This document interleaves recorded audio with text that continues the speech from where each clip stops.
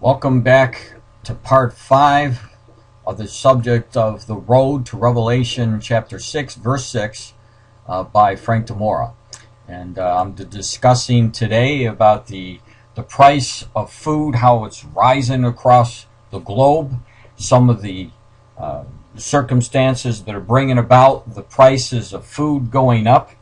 And I'm going to continue on because my last video I was discussing with you about the commodities and about El Nino weather phenomenons that are causing much disturbance around the world and are causing the food prices to shoot up.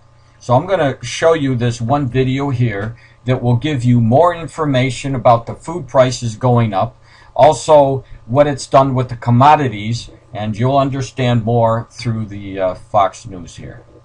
Numbers showing food prices jumping sharply. In a brand new hour of America Live, I'm Shannon Breen in today for Megan Kelly. On what could be a painful hit to your wallet in the very near future, brand new forecast from the U.S. Department of Agriculture. Retail beef prices forecast to spike between 7% and 8% this year. Pork prices set to climb 6.5 to 7.5%. And fresh veggies expected to increase 4.5 to 5.5% in 2011. Adding thousands of dollars to the grocery bills of average American families. Let's check out what it all means. Eric Bowling is live in our New York newsroom. All right, Eric, what does it mean when you crunch the numbers? Hey, Shannon, it means there's a lot more pain in the grocery aisle on the way. A lot of the reasons for the recent run-up in food prices. By the way, the World Food Bank tells us that prices globally are the highest they've ever been. A lot more higher prices on their way because prices... I'm going to stop it right there for a second because I need to interject Mark 13:8. Now, Mark 13:8 is where Jesus told us the last day's birth pains, it would happen, these signs would happen as a woman with birth pains. And listen to what he said again, because he's showing us the words of Jesus Christ. He may not be quoting Jesus, but he's telling us the same thing Jesus told us about the last days. Listen again. A lot of the reasons for the recent run-up in food prices. By the way, the World Food Bank tells us that prices globally are the highest they've ever been. A lot more higher prices on their way because prices for fuel are skyrocketing. We've been talking about the price of gasoline. We haven't talked a lot about the price for diesel fuel, the fuel that most trucks use to bring food across the country, overseas, etc. A lot of it's in the Marine as well. Prices for diesel fuel up $1.07 versus a year ago to $4.14 a gallon. You fill up a truck, it costs you somewhere around $1,000 to $1,200 depending on the tank size. So that's added to the fuel, to the cost of the produce you mentioned earlier. Tomatoes up 10%, potatoes up 12%, lettuce up 27% versus last year. These prices are going higher. By the way, they tell us the price rise is only going to be 3 to 4%. Doesn't sound like a lot, but that's a lot when it hits your wallet. And by the way, this is the same group who told us only last year prices were only up 0.8%. I think the numbers they're using may be a little bit skewed. I think the actual prices we're paying in the aisle are substantially higher than that. Well, I understand, too, there may be this issue with livestock, things like pork and beef, that the cost of grains and corn and things to feed them as well, they have shot up as well because I guess there are droughts in some areas and shortages on those as well. Right. Commodity prices are skyrocketing. That's the input price. In other words, the corns, the wheats, the soybeans, the rices, those prices are skyrocketing with the price of oil. Orange juice, 21% higher than a year ago. Sugar, 65%. And get this one, the breakfast table looks really ugly this year. Coffee up 125% versus last year. And last year, by the way, prices were already rising. So there's a lot of food inflation going on. The Fed and the government, the Department of Agriculture, seem to tell us it's only this big, but it surely feels like maybe even this big, Shannon. It certainly does, whether you're at the grocery or at the pump, it hurts. All right. So you have more information there to establish what I've been telling you. Now, one of the things that another article that came out in relation to food inflation and whatnot came out November the 17th, 2011. In this article, it says, update 3 higher food prices held a hold top the Q3 forecast. So they're actually showing you that in this forecast that the prices will they'll go up. It says the Dutch grocers Ahold beats forecasts within 5% rise in the third quarter profit as it gained market share and managed to pass on higher food costs to cash-strapped shoppers in its main U.S. business. So what they're doing essentially, because all they're doing is passing on the higher food costs, not only in the United States, but this is going on around the world. So this is the kind of news that you should get expecting to see. Now, as far as the destruction of wheat, let me show you some other news that have come up this year, and it's still affecting the world. This wheat crop hits by disease in China. Now, this came out in April.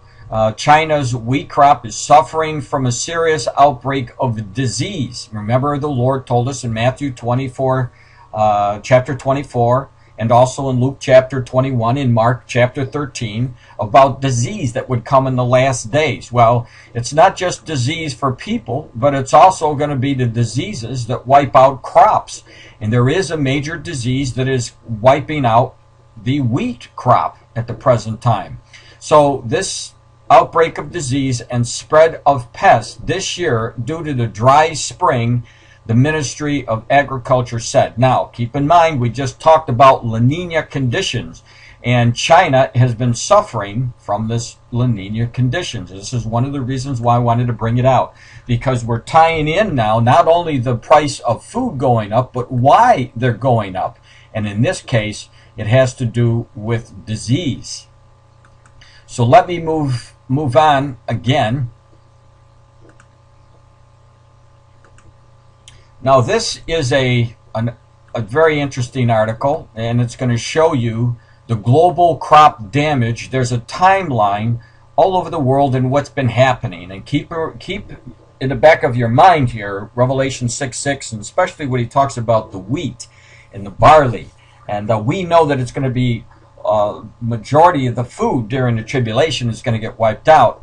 But let me show you what's been happening in this timeline. For example, Canada's wheat, here we go, wheat harvest is down 21% due to the, what? Excessive rain. The Middle East wheat production is down because of the yellow rust. Now, there's a disease that's called UG99 that has been spreading around, killing the wheat. This is in reference to what they're talking about here. Now, Russia, the world's largest wheat exporter, experienced the worst drought in 130 years. Remember those birth pangs again Jesus talked about, causing losses on 40% of the grain crops. In Pakistan, floods ruined 500,000 tons of wheat. Again, the Holy Spirit is speaking to you. I know He is speaking to you. He's given you the warning about Revelation 6:6 about wheat, and you're seeing it in the news.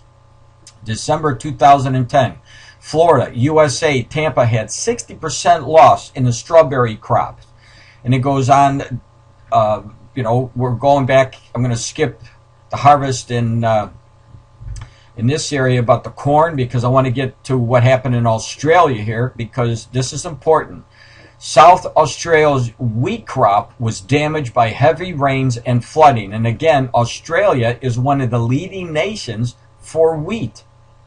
A cold front that set in the 16th of January killed more than 15,000 head of livestock in China's far west in Xinjiang. And rains and snows have been bountiful this year in Northern California and the Sierra, but because of the decades of environmentalist interference, water shortage in the state is severely restricted. Dams are old and too small. All this rain would be more than enough to keep the crops green all summer. Instead, fresh rains, which could be used in the hot weather later this year, are being diverted and dumped into the Pacific Ocean. Farmers will again have problems getting water for their crops. And obviously, if you can't water the crops, the crops won't grow. And again, the road to Revelation 6:6. And here we go again. The wheat crop in northwest China was damaged by the drought. China this year has had one of the worst droughts on record. In March, we have the freeze taking place in Mexico that killed 90% of the corn crop. And we had 50% of Brazil's soybean crop destroyed. We had the crop in northern Japan, which destroyed by the earthquake and tsunami. You remember in Luke 21:25, the Lord said, watch the roaring and the raging seas.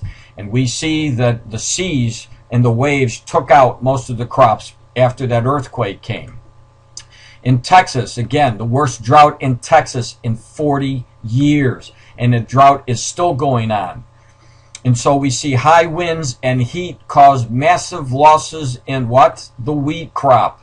And as you go through this, you'll see over and over again and the different crops that are being wiped out. So we'll skip down to here. In May of 2011, 130,000 acres of farmland was flooded.